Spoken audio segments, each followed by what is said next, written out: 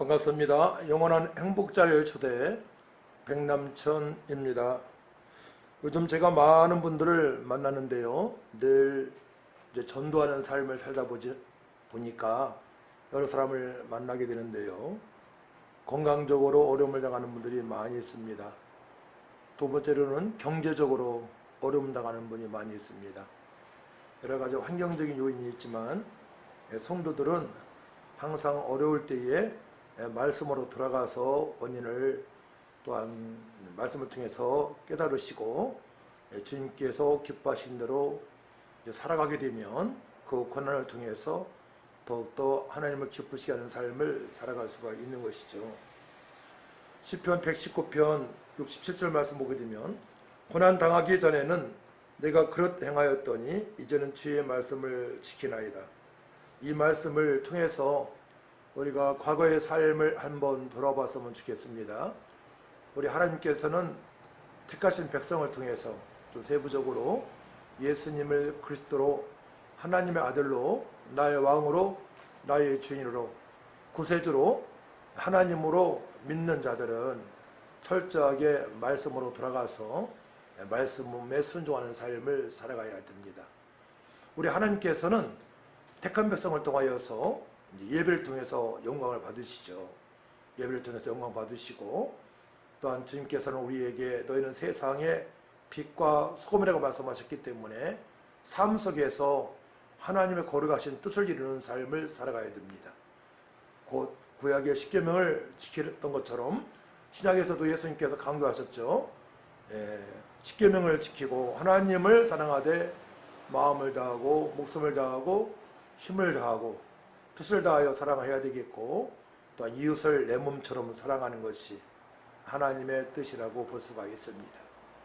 이제 그 말씀으로 돌아가야 됩니다. 내가 얼마만큼 예배를 하나님 보시기 합당하게 드렸는지, 영과 질 예배죠. 또 이웃사랑의 실천을 했는지, 전도에 얼만큼 시간을 들였으며 또 물질을 들였으며 이웃을 얼만큼 사랑했는지를 점검을 해 봐야 됩니다. 그렇지 않게 되면 육신의 생각으로 우리가 살게 되지 않습니까? 육신의 생각은 사망이라고 말씀하셨죠. 육신의 생각은 육체의 쾌락을 위한 삶을 살아가기 때문에 세상 문화에 젖어서 살 수밖에 없죠. 에베소 2장 1에서 3절 말씀에 기록된 것처럼 공중권세 잡은 자를 따르게 되고 또 세상 풍습에 유린자가 되게 되고 그러므로 말미암아 본질상 진리의 자녀처럼 살아갈 수가 있는 것입니다. 우리 예수 믿기 전에 그렇게 살아가지 않았습니까? 근데 지금 그렇게 살면 안 되죠. 하나님의 자녀이기 때문에 성령께서 우리 안에 거하시고 우리에게 말씀을 주셨고 하나님 자녀가 되기 때문에 우리는 구체적으로 삶 속에서 빛과 소금 역할을 감당하는 삶을 살아가야 되는 것입니다. 저는 개인적으로 짧게는 26년 물질 연단 받았습니다. 길게는 40년 연단을 받았습니다. 무슨 얘기냐고요? 어머니께서 7살 때 돌아가신 이후부터 저는 고난이 시작되었습니다. 그렇기 때문에 고난하게 되면 참으로 저는 삶 자체가 고난이었기 때문에 즉 그 고난 속에서 저의 삶은 그래도 행복했습니다. 행복했고 또 감사가 있었고 또한 분명한 목적이 있었고 삶의 목표가 있었고 그것은 하나님의 약속의 말씀을 붙잡았다라고 저는 말할 수 있습니다. 저 목사이지만 과거에도 평신도 때에도 또 고등부 때에도 암송하는 말씀이 있지 않습니까? 하나님이 세상을 처럼 사랑하사 독생자를 주셨으니 이는 저를 믿는 자마다 멸망치 않고 영생을 얻게 하십니다. 그렇죠. 바로 예수 믿고 구원받는 것이 하나님의 뜻이지 않습니까? 영원한 생명 얻은 자로서 예배를 소중히 여기고 또한 내가 구원받은 것처럼 주변 사람들에게 복음을 증가하는 삶이 하나님의 거룩하신 뜻이 되는 것이죠. 노아는 120년 동안 고난을 받았죠. 120년 동안에 방주를 지었는데요. 주변 사람들이 얼마나 조롱을 많이 했겠습니까? 날씨가 화창한데 120년 동안에 문제가 없었는데 그 120년 동안에 가족들은 뭐 가만히 있겠습니까? 아버지, 여보, 저 사람들, 수많은 대부분 사람들이, 모든 사람들이 당신 방주 짓는 것을 이상하게 보는데 왜 그렇게 당신 고집이 세냐고 얘기를 했을 것입니다. 성경에 기록되지 않은 내용이죠. 우리 상상할 수 있지 않습니까? 지금 우리의 삶을 돌아보게 되면 날마다 전도하고 또 구제의 힘을 쓰게 되게 되면 믿는 사람 중에서도 그렇게 얘기합니다. 꼭 그렇게 전도해야 되느냐고. 지금 목사님 어려운데 그렇게 구제를 해야 되냐고. 목사님이 잘 살지. 근데 하나님 말씀 안 그렇잖아요. 항상 선한 삶을 살아가라고. 우리 삶의 이유가 천하보다 귀한 영혼들을 살리고 그들을 섬기며 십자가의 사랑을 나누는 것이 우리 삶이 아니겠습니까? 또 노아는 120년 동안에 고난을 받았다고 우리는 성경을 해석해야 됩니다. 하지만 당대의 의인이었기 때문에 의인은 경건한 삶을 살아가는 사람들이죠. 또 의인은 천하보다 귀한 영혼들을 살리는 삶, 복음의 계율을 깨달은 자가 의인입니다. 복음의 계율을 깨달은 것입니다.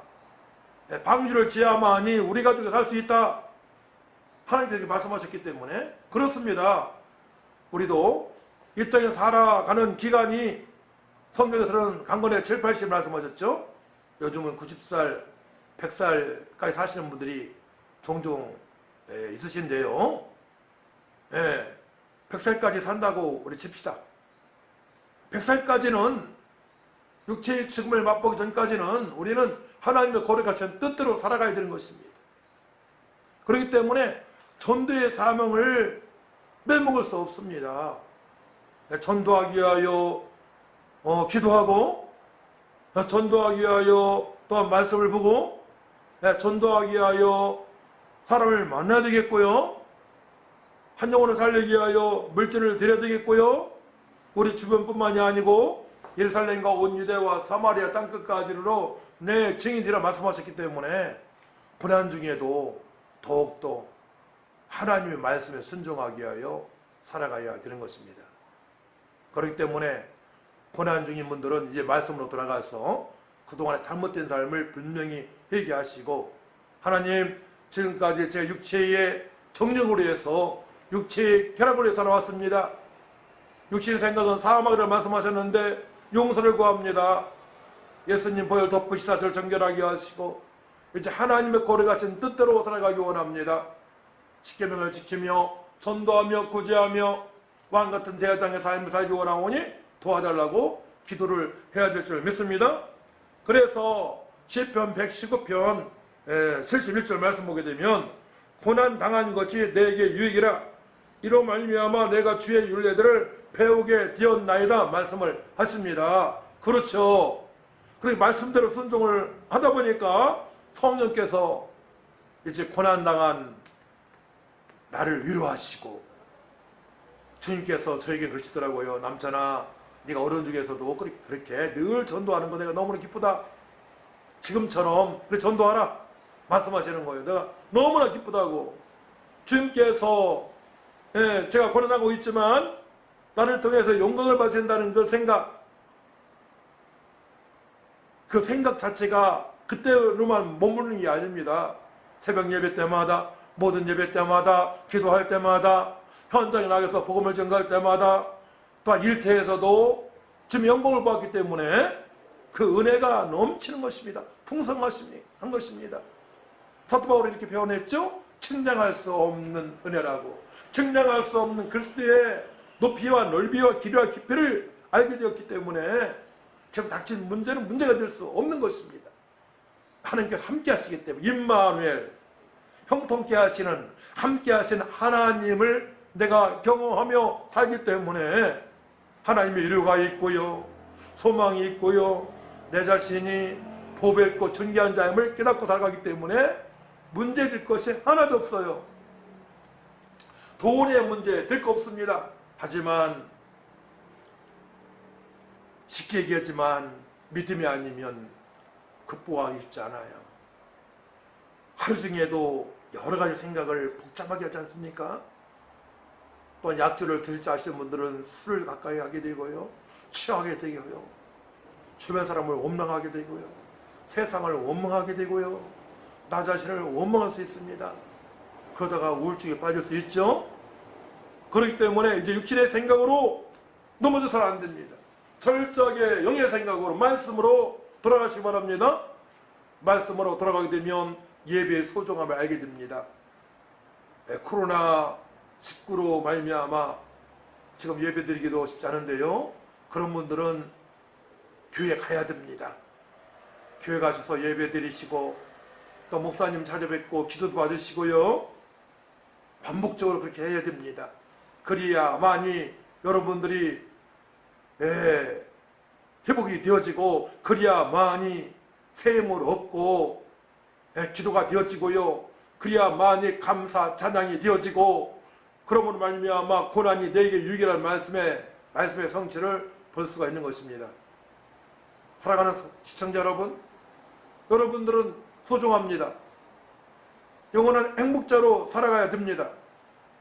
그 행복자의 삶은 예수 믿고 구원받는 것이고 말씀으로 돌아가는 건데요. 어떻게 살아야 된다고요?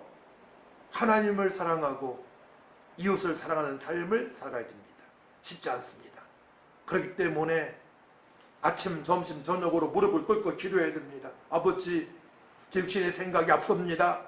나 자신만 위해서 살기를 원합니다. 우리 가족만 위해서 살기를 원하는 마음이 가득합니다.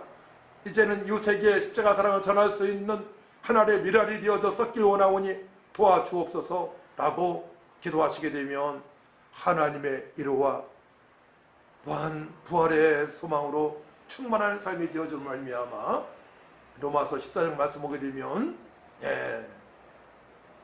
하나님의 나라는 먹고마시는 것이 아니요 성령 안에서 의와 평강과 희락이라 말씀하십니다. 그러므로 말미암아 하나님을 기쁘시게 할 수 있고 사람으로도 칭찬을 받을 수 있다고 말씀을 하십니다. 의와 거룩한 삶이죠. 이신칭이 주님과 연합된 삶, 또 평강으로 충만한 삶, 부활의 예수님께서 평강이 있을지어다 말씀하십니다. 구원의 확신입니다. 또 주님의 뜻대로 살아갈 수 있는 담대함을 가져야 됩니다. 그 다음에 희락입니다. 주님의 뜻대로 살아가니까 어떻게 돼요? 기쁨으로 충만한 삶, 감격의 삶을 살아갈 수 있어요. 없지만 환경은 그대로이지만 환경은 바뀐 게 없지만 돈의 문제 해결되지 않았지만 건강도 그렇게 완전히 치유가 된 것 아니지만 감격의 삶이 되어집니다. 그때에 또 만남의 복을 주시고 또 연약한 자에게 치료의 빛의 광선을 발하여주시고 예수님께서 채찍에 맞으시고 나음을 입었기 때문에 저는 그런 감정이 너무나 많아요. 우리 교회 제가 가는 곳에 많은 폐암, 알기 환자, 또한 우울증 환자, 하이라는 환자, 많은 심령들이 회복되어지는 걸 보았습니다. 교통사고로 죽었다는 자가 살아난다는 역사가 있고요. 입원한 지 2개월 만에 퇴원하는 어린이가 있었고요. 그런 간증이 너무나 많아요. 저는 실제적으로 그렇게 하나님의 뜻대로 살아가는 자에게는 하나님께서 또한 함께 하신 증거를 구체적으로 나타내신 것입니다. 사랑하는 시청자 여러분, 선생님은 영원한 행복자입니다. 그 행복을 누리시기 바랍니다. 할렐루야.